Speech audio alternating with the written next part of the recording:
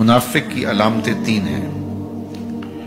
جس شخص کے اندر یہ علامات ہوں تو وہ اس نیت سے سنیں کہ آج ابھی اسی وقت میں یہ مصمم عزم کرتا ہوں کہ اپنے سے کھرچ دوں گا ان چیزوں کو اور اپنے من کو، اپنے اندر کو، اپنے باطن کو ان غلاظتوں سے پاک کروں گا۔ اور عملی موضوعات پہ بات کرنے کا میرا مقصود بھی یہی ہوتا ہے کہ ہماری زندگی میں، سب سے پہلے اپنی زندگی میں اور پھر میرے ملنے والوں کی زندگی کے اندر عملی طور پہ تبدیلی پیدا ہو۔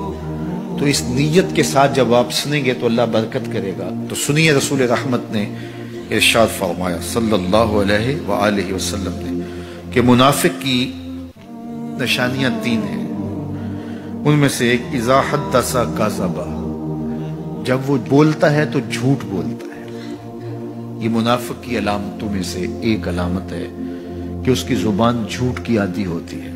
زندگی میں جھوٹ سے اپنے آپ کو بچائیں، یہ زہر قاتل ہے، اندر اجاڑ دیتا ہے، آپ کا معاشرے سے اعتبار ختم کر دیتا ہے اور آپ کی رسوائی کا سبب ہے۔ دوسرا ارشاد فرمایا وَإِذَا وَعَدَ أَخْلَفَ، جب وہ وعدہ کرتا ہے تو وعدہ خلافی کرتا ہے۔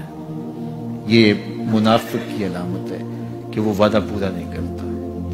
میرے حضور کسی سے وعدہ کرتے ہیں کہ تیرے آنے تک یہاں کھڑا ہوں، اور وہ جا کے بھول جاتا ہے۔ میرے حضور 3 دن کھڑے رہتے ہیں، 3 دن کے بعد اچانک وہاں سے گزرا، دیکھا تو حضور کھڑے ہیں۔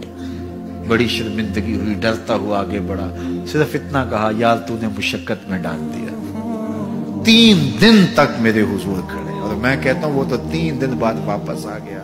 وہ نہ آتا 3 سال بھی کھڑا رہنا ہوتا، میرے حضور کھڑے رہتے کہ میں نے اس سے وعدہ کیا ہوا ہے۔ اور میں اور آپ دیکھیں کہ ہم کہاں کھڑے ہیں۔ ہم کسی سے وعدہ کریں، ہم خود وعدہ کرتے ہیں تمہیں 6 ماہ کے بعد پیسے دیں گے، وہ بیچارہ 6 ماہ کے بعد بھی جو ہے وہ 1 ماہ اور اوپر گزار لیتا ہے کہ چلو کوئی بات نہیں، اور ہم اس کی موت کی دعا کر رہے ہیں یا اللہ فوت ہی ہو جائے تو اچھی بات ہے۔ تو پھر ہم کہیں کہ اللہ کی رحمتیں ہمیں نصیب ہوں، یار وعدہ کیا ہے اپنا تن بھی بیچ کے دینا پڑے تو دے۔ جو وعدہ کیا ہے جہاں کھڑے ہوئے ہیں وہاں کھڑے رہیں گے، چاہے اس کی کتنی بھی اذیت ہمیں کیوں نہ سہنی پڑے۔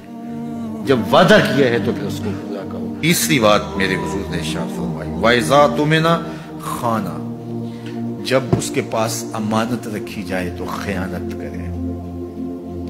اس کے پاس پیسے رکھے جائیں، دولت رکھی جائے، کوئی زمین اس کے نام کوئی کر دے کسی وجہ سے، کوئی اور اس کے پاس امانت رکھ دے تو وہ اس میں خیانت نہ کرے، بلکہ آپ کے پاس کوئی بات امانت رکھی جائے تو اس کو بھی جو ہے وہ لوگوں تک نشر نہ کرے۔ تمہارے کان میں اگر کوئی بات کرے تو وہ امانت ہے، جب وہ بات کر رہا ہو تو دائیں بائیں دیکھ رہا ہو، تو پھر اس کا مطلب یہ ہے کہ وہ یہ چاہ رہا ہے کہ یہ بات کوئی اور نہ سنے، تو پھر صاحب امانت کو چاہیے کہ کوئی اور نہ سنے۔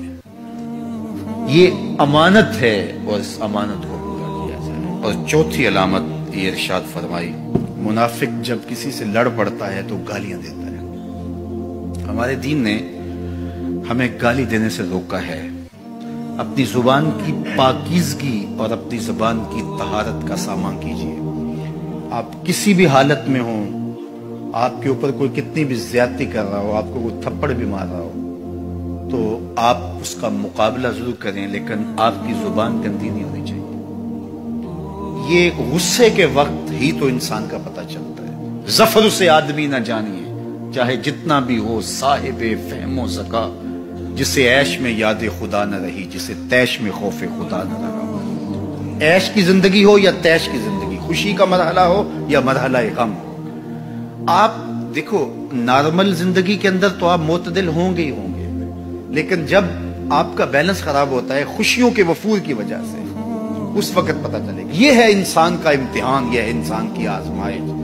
منافق کی علامت بتائی گئی وَإِذَا خَاصَمَ فَجَرَ، جب وہ کسی سے لڑائی کرتا ہے تو پھر گالیاں بکنا شروع کر دیتا ہے۔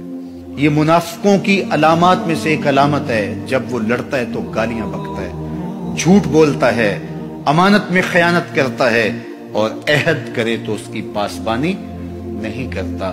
اللہ ہمیں عہد کی پاسبانی کی توفیق دے۔ دین کی بات پھیلانا صدقہ جاریہ ہے۔ ثواب کی نیت سے ویڈیو کو شیئر ضرور کیجیے۔ جزاک اللہ۔